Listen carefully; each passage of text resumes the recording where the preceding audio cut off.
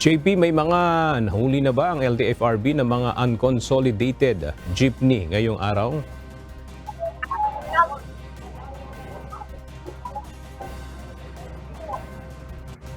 Patuloy pa tayong nagpa-follow up sa LTFRB at sabi nila maglalabas sila ng kanilang official statement kung patay kasama na yung datos kung meron ng mga nahuli na unconsolidated jeepney ngayong araw.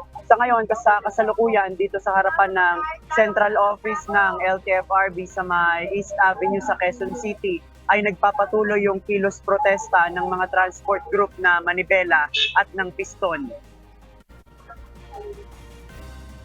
Nagtipon-tipon ang mga miyembro ng transport group na Manibela at Piston upang kalampagin ang gate ng Central Office ng Land Transportation Franchising and Regulatory Board o LTFRB ngayong araw sa Quezon City.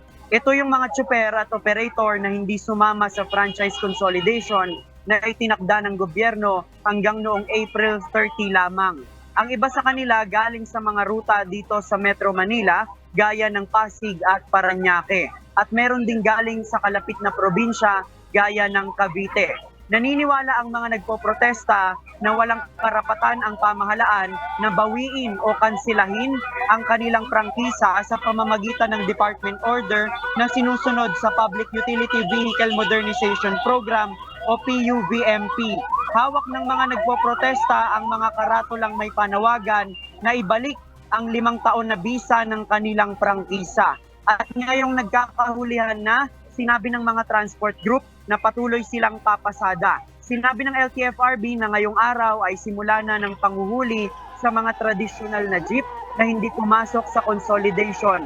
Maaaring mapatawan ng 1 taon na suspension ng driver's license ang tsuper ng jeep na mahuhuli at may impound din ang kanyang jeepney.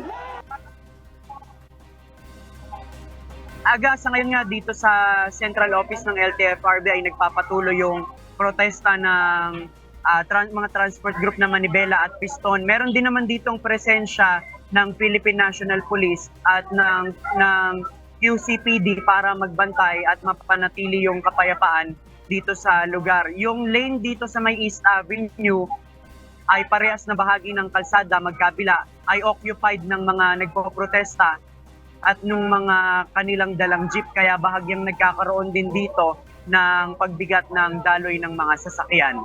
Sa ngayon, yan muna ang ating latest live mula dito sa Quezon City. Balik sa iyo, Aga. JP, ilang araw ba ang plano nila na pangangalampag dyan sa harap ng LTFRB? May binanggit ba silang period kung hindi sila mapagbibigyan? Ang sinabi ng Piston, simula ngayong araw, ngayon yung malaki nilang isasagawa na protesta dahil nga ngayon yung unang araw ng panghuhuli dun sa mga unconsolidated na jeepney. Pero yung kanilang gagawing pagprotesta ay tuloy-tuloy hanggat hindi sila napapakinggan doon sa kanilang mga hinaing. Walang specific na araw pero ang sinabi nila magiging tuloy-tuloy yung gagawin nilang pagtutol doon sa ipinatutupad na PUVMP ng pamahalaan. Aga?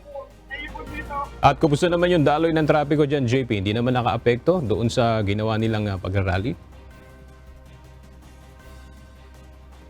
Aga, yung parehas na lane dito sa East Avenue, magkabila ay occupied noong mga nagpoprotesta, pati yung mga traditional na jeep na ipinarada nila doon sa kabila. Siguro hindi bababa sa 30 na mga jeepney yung nakita din natin na nakaparada doon sa kabila. At yung magkabilang lane ay nagkakaroon ng bahagyang pagbigat ng daloy ng mga sasakyan dahil nga occupied yung magkabilang gilid ng kalsada dito sa East Avenue.